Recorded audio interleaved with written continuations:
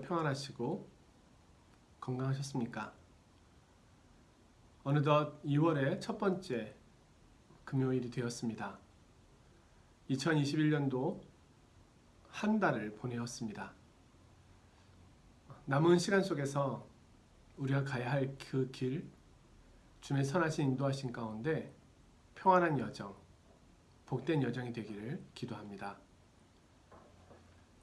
지난주에 우리는 히브리서 말씀을 통해서 만물을 주장하시고 다스리시는 예수 그리스도에 대한 말씀을 들었는데요. 오늘은 더 놀라운 말씀이라고 생각할 수도 있겠습니다.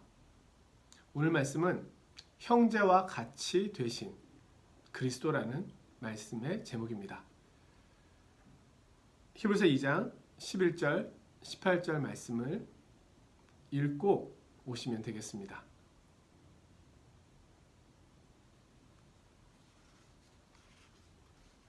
자, 오늘 말씀은 그리스도께서 십자가 사건을 통해서 우리를 가족으로 부르셨다는 것입니다. 우리는 일반적으로 십자가 사건 그러면 우리의 죄를 용서하시고 또 우리를 천국으로 인도하시는 놀라운 사건, 이 정도로 생각합니다. 그런데 그 정도가 아닙니다. 그리스도께서 우리에게 주신 구원의 크기와 너비와 높이와 길이는 십자가 사건 묵상하면 묵상할수록 얼마나 위대하고 영광스러운가를 더 볼 수 있다는 것입니다. 예수 그리스도께서 십자가에서 달려 돌아가신 이유는 우리를 그리스도의 가족으로, 하나님의 가족으로 부르시기 위함이었다는 겁니다. 어떻게 보면 오늘 이 말씀은 성경 가운데서도 가장 위대하고 놀라운 말씀이라고 할 수도 있겠습니다. 11절 말씀에 보시면은요, 거룩하게 하시는 이와 거룩하게 함을 입은 자들이 다 한 근원에서 난지라. 거룩하게 하시는 자와 거룩하게 함을 입은 자들이라는 말은 거룩하게 하시는 분은 하나님을 의미하겠죠. 또한 오늘 말씀에서는 예수 그리스도를 의미한다고 할 수 있겠습니다. 거룩하게 함을 입은 자들, 바로 그리스도를 믿고 따르는 그리스도인들을 말하겠죠. 그들이 다 하나에서 나왔다, 이렇게 말씀합니다. 한마디로 근원이 같다, 공통점이 있다는 것입니다. 예수님과 우리의 공통점은 둘 다 동일한 인성에서 나왔다는 것입니다. 부모와 자녀는 닮은 점이 많이 있습니다. 왜냐하면 비슷한 유전자를 가지고 있기 때문입니다. 그래서 유전자 검사를 해서 잃어버린 자녀를 찾는다거나 아니면 혈육을 찾는다거나 동일한 유전자를 가지고 있기 때문에 99.9% 일치 이렇게 결과를 가지고 혈육을 찾기도 합니다. 비슷한 유전자를 가지고 있기 때문입니다. 예수님과 우리는 엄밀하게 이야기하면 전혀 다릅니다. 그분은 하나님이시고 창조주이시며 우리는 인간이고 피조물입니다. 그런데 놀랍게도 예수님께서 완전한 인간으로 오셨다는 것입니다. 사실 세상에 많은 종교가 있지만 신이 완전한 인간이 되셨다. 그럼으로써 형제와 같은 모습으로 함께 사셨다. 이것은 다른 종교에서는 이해하기 어려운, 또 존재할 수 없는 이야기들입니다. 그리스도는 죄가 없으시고 인간으로 오셨지만 동시에 완전한 하나님이시기도 합니다. 그리스도께서는 자신의 신성을 사용하지 않기로 결정하셨습니다. 그리스도께서 인간으로 오신 이유가 무엇입니까? 그것은 우리의 형제가 되기 위해서입니다. 완전한 인간으로 오셔서 새로운 인류의 대표자로 새로운 길을 열어주신 것입니다. 로마서에서 5장에 가서 보시면 아담과 그리스도를 비교하는 장면이 나옵니다. 아담은 첫 번째 인류의 대표가 되는 것이고 예수 그리스도께서는 두 번째 아담으로서 새로운 인류의 대표자가 되십니다. 첫 번째 아담의 후손으로 태어난 모든 이들은 첫 번째 아담의 불순종으로 인하여 모두 죄인의 모습으로 하나님의 심판 아래 있는 모습으로 태어납니다.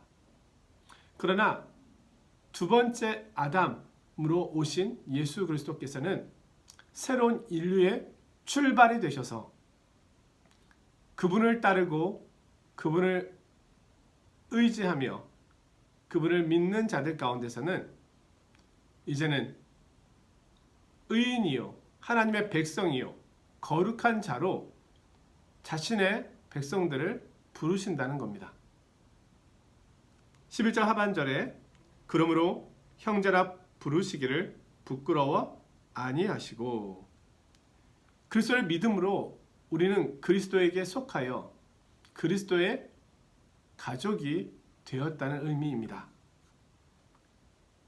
예수 그리스도께서는 하나님을 아버지라 부르고 있는 모든 그리스도인들과 함께 형제 관계를 이루며 가족 중에서 맏아들이 되시는 겁니다. 요한복음에 보시면 영접하는 자, 곧 그 이름을 믿는 자들에게는 하나님의 자녀가 되는 권세를 주셨으니, 물론 우리가 하나님의 자녀가 되었다고 해서 신이 되는 것은 아닙니다.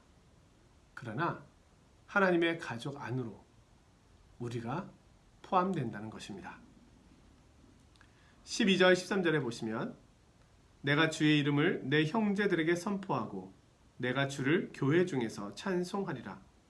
내가 그를 의지하리라. 볼지어다 나와 및 하나님께서 내게 주신 자녀라. 그리스도께서는 구속받은 모든 그리스도인들의 맏형이 되십니다.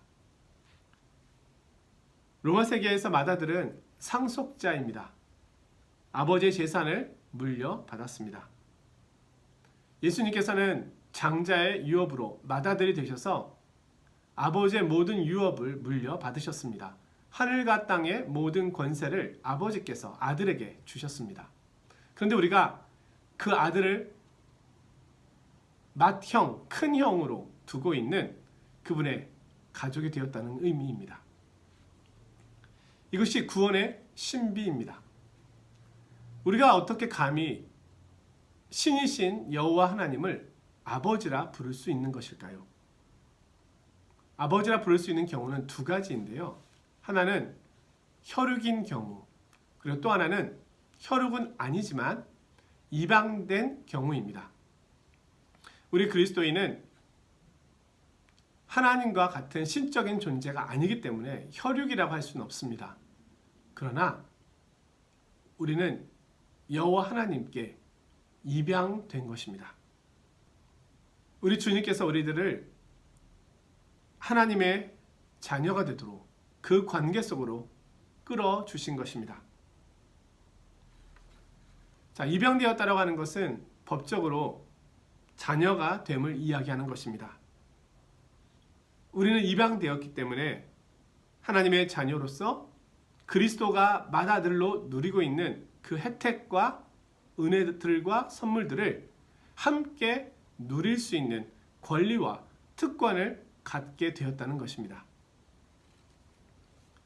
우리가 하나님의 자녀이기 때문에 형제, 자매가 된 것이 아니라 우리가 예수님의 형제, 자매이기 때문에 하나님의 자녀가 되었다고 보는 것이 맞는 것이겠죠. 에베소서 1장 5절에 보면 우리를 예수 그리스도로 말미암아 자기의 아들들이 되게 하셨다라고 말씀합니다. 이 일은 예수 그리스도 안에서만 가능한 것입니다. 우리 스스로의 힘으로 될 수 있는 것이 아닙니다.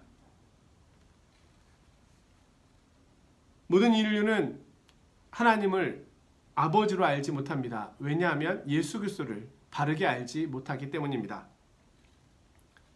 창조주 하나님을 인정하는 사람들을 간혹 부분적으로 만날 수는 있습니다. 하지만 그것만으로는 부족합니다. 그리스도 안에 있을 때 비로소 하나님의 자녀가 되는 것입니다. 고린도후서 5장 17절에 보시면 누구든지 그리스도 안에 있으면 새로운 피조물이다. 이전 것은 지나갔으니 보라 새 것이 되었도다.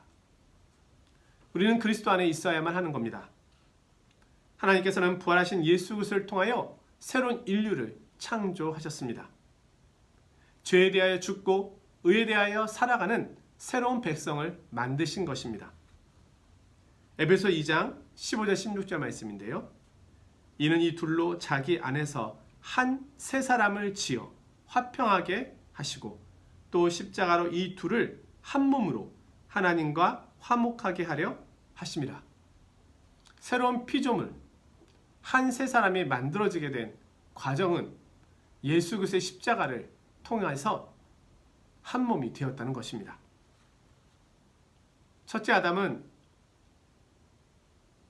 하나님의 계명을 어김으로 하나님을 떠났습니다. 그는 하나님과 영적으로 분리되었습니다. 죄가 들어왔습니다. 죄의 지배 아래 있게 되었습니다. 그는 망가졌습니다. 그로 인하여 그로부터 태어나는 모든 후손들 또한 죄의 영향 아래 있게 되었고 죄의 본성을 갖고 태어나게 되었습니다. 그런데 둘째 아담으로 오신 예수 그리스도께서는 죄의 유전자를 죽이시고 의의 유전자로 우리를 새롭게 만드시는 일을 하신 것입니다. 이것을 니고데모를 부르시는 장면에서는 거듭남이라고 하는 표현을 사용하고 있습니다. 다시 태어나는 것입니다. 그리스도인은 다시 태어난 사람들입니다. 과거와 단절된 사람들입니다. 우리는 신인류입니다.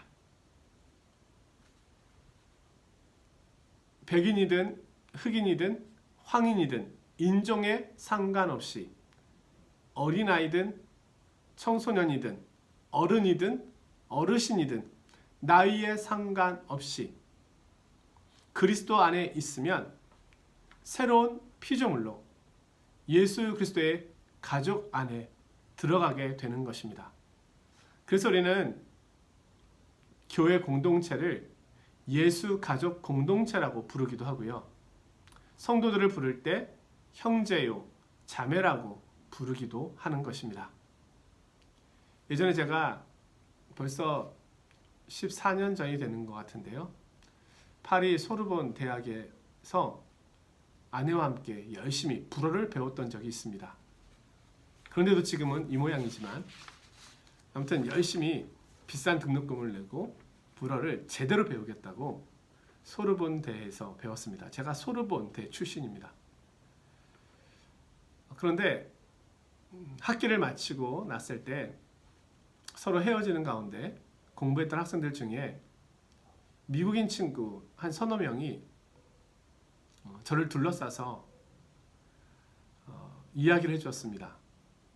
우연한 기회에 제가 그리스도인이라는 것을 알고는 그들이 앞으로 계속 당신을 위해서 기도하겠다.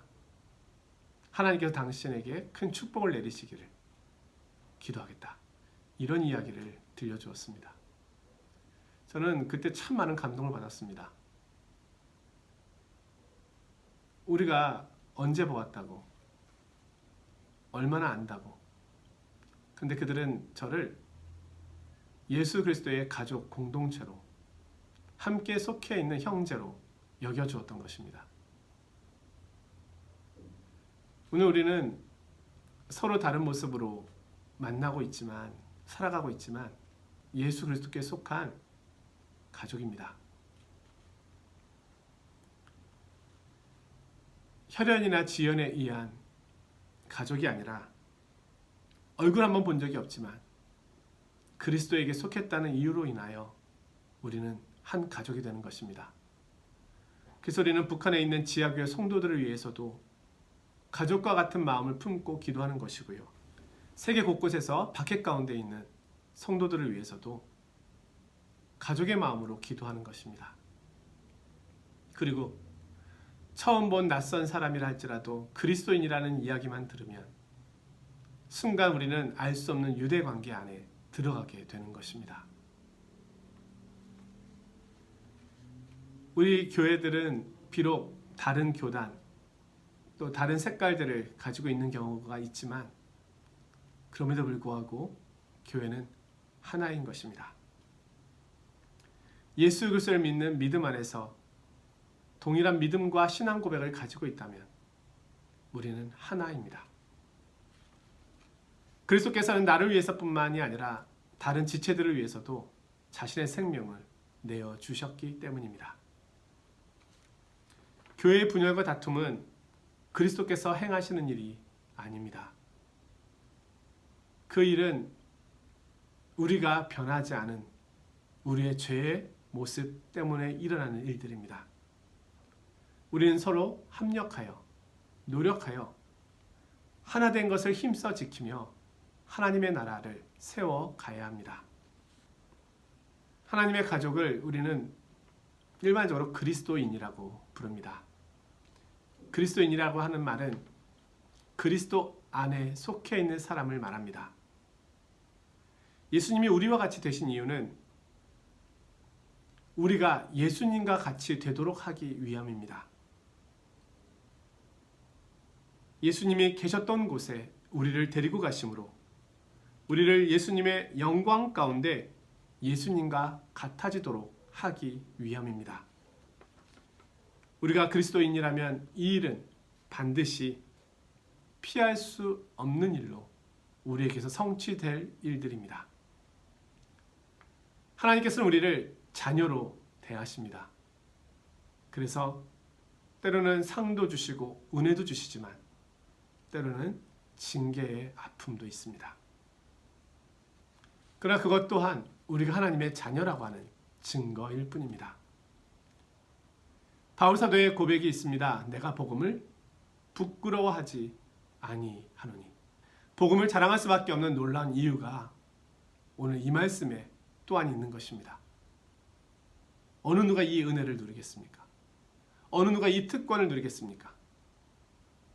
간혹 우리는 오늘 이 말씀이 만져지지 않고 경험되지 않는 말씀이기 때문에 멀리 있는 말씀으로 여겨질지 모르겠습니다. 그러나 분명한 것은요. 우리가 어느 위치에 어느 자리에 있다는 것을 아는 것은 정말로 중요한 일입니다. 여기에서 우리의 행동과 우리의 생각과 우리의 삶의 가치관이 시작되기 때문입니다. 난리와 난리 소문 가운데 있는 이 시대. 그러나 우리는 하나님의 백성으로 하나님의 자녀로 살아가고 있습니다. 어디에 있든 무엇을 하든 어떤 형편에 있든 하나님께서 우리를 돕고 계십니다. 우리를 붙잡고 계십니다. 이 일을 위하여 예수 그리스도께서 오신 것입니다. 우리는 자녀로 입양되기 위해 구원받습니다. 단지 죄사함만이 아닙니다.